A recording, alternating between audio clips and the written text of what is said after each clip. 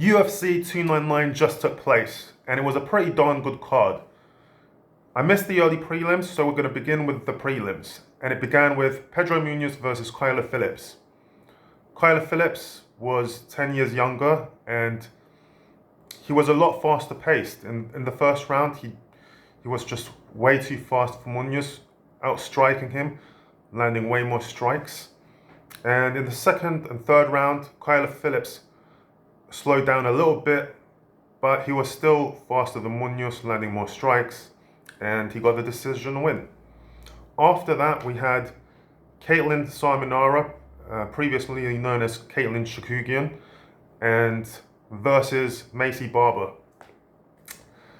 Macy Barber won that fight. What more is there to say? The commentator said Shakugian had fertility problems, and her and her husband were trying to have a child. And you can kind of tell because her body type, she doesn't really have childbirthing hips. And I guess that would apply to lots of females who go into MMA. It's not the most feminine sport, is it? Then we had Mateusz Gamrot versus Rafael dos Anjos. In the first round, Rafael dos Anjos landed some good strikes, and one of his strikes wobbled a little bit Mateusz Gamrot, and he looked to be in a bit of trouble, but Gamrot got the takedown after that and survived the round. And in the second and third round, Rafael dos Anjos still landed a few strikes. Like, Rafael dos Anjos looked strong, he looked fast. Even though he's up there in age, he seems as young and as fast as ever. But still, Mateusz Gamrot's wrestling proved too strong, and he was able to take down and control Rafael dos Anjos for most of the second and third round. So the judges gave the first round to dos Anjos and the second and third to Gamrot, basically, and Gamrot won the fight. After that, we had Curtis Blaydes versus Jailton Almeida. In the first round, Jailton Almeida controlled Curtis Blaydes for most of the fight. Like, he took him down a few times and did basically whatever he wanted with him, dominated him. Second round, Almeida went to take down Blaydes from a bit too far away, and as he went in for the takedown, Curtis Blaydes landed some fists to Jailton Almeida's face and kept striking his face, and Almeida dropped, and then Curtis Blaydes kept punching Almeida's face, and the referee came in and said, "Hey, we've got to stop this. It's a TKO," and Curtis Blaydes got the TKO victory. After that, we had Petr Yan versus Song Yadong. In the first round, Yadong was landing more strikes than Petr Yan was.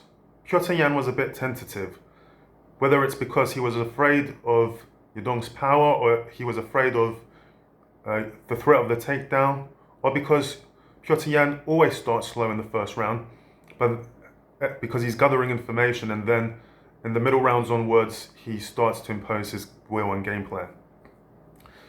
It's probably a combination of all three of those things, because first round, Yadong outstruck Yan by a bit, but in the second and third round, Petr Yan started doing his thing, landed some really good strikes.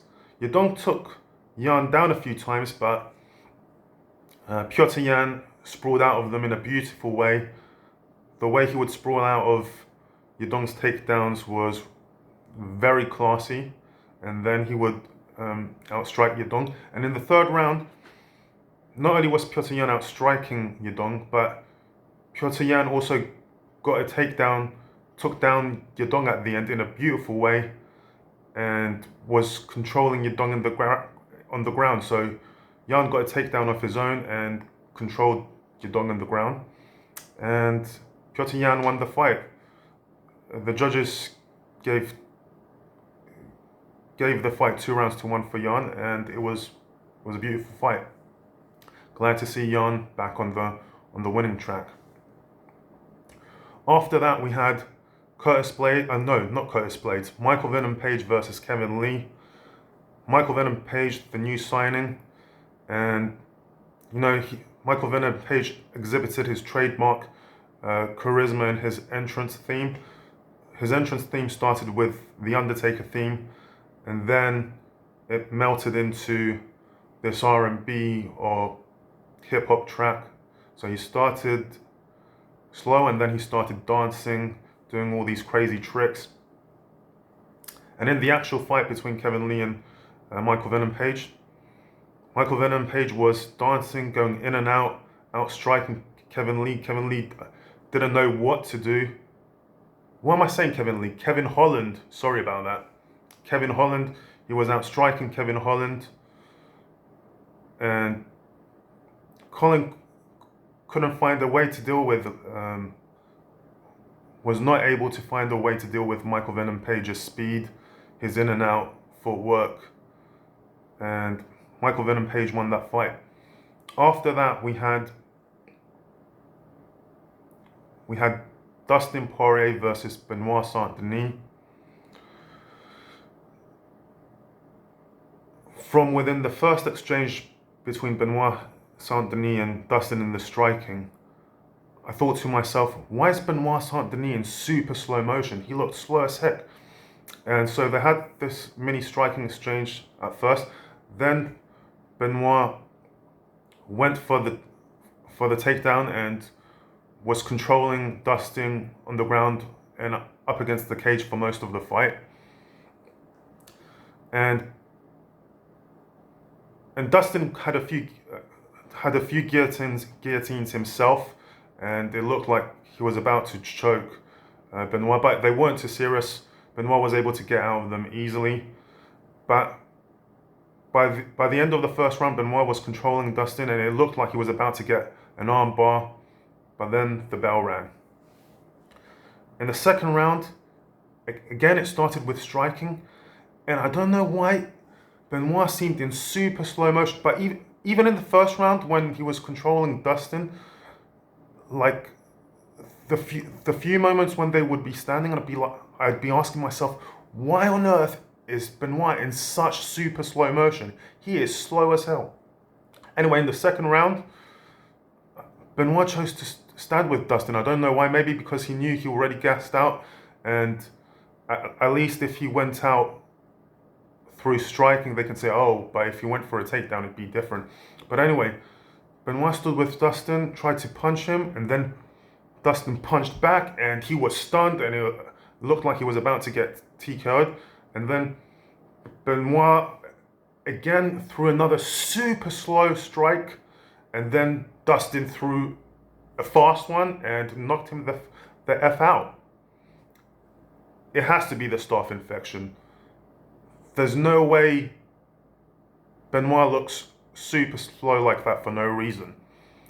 So Benoit had a staph infection. He fought with it. It's a shame. Would I rather he have pulled out and disappointed everyone? Yes.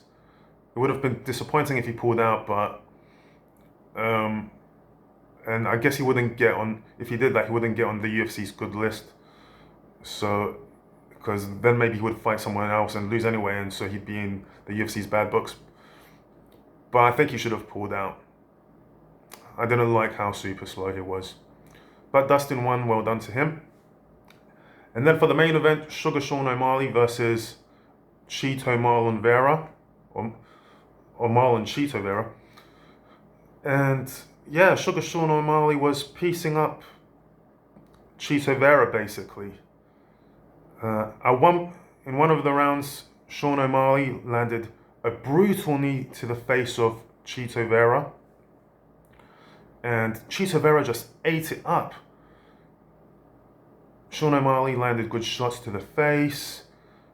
He landed a knee to the face, and Chito Vera just wouldn't go down. But O'Malley put in a masterclass and showed that he was on a higher class than Vera, and he won the fight. Well done to him. Like and subscribe.